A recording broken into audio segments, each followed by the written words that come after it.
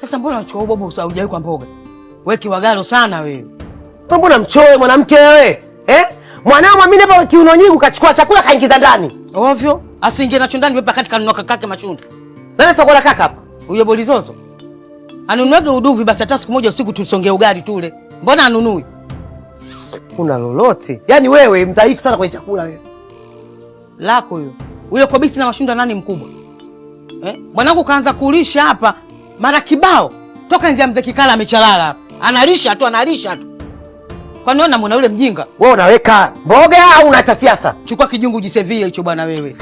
Sie mate kwenye chakula. Kijungu mwemu nini? Kani ama ngojua. Yaani wewe una lolote, wewe uchono na kukusumbua. Choyo hilo. Babangu akulisha mara ngapi hapa? Sasa umenipenda kama kiboko. Unahitaji jeuri hapa saizi.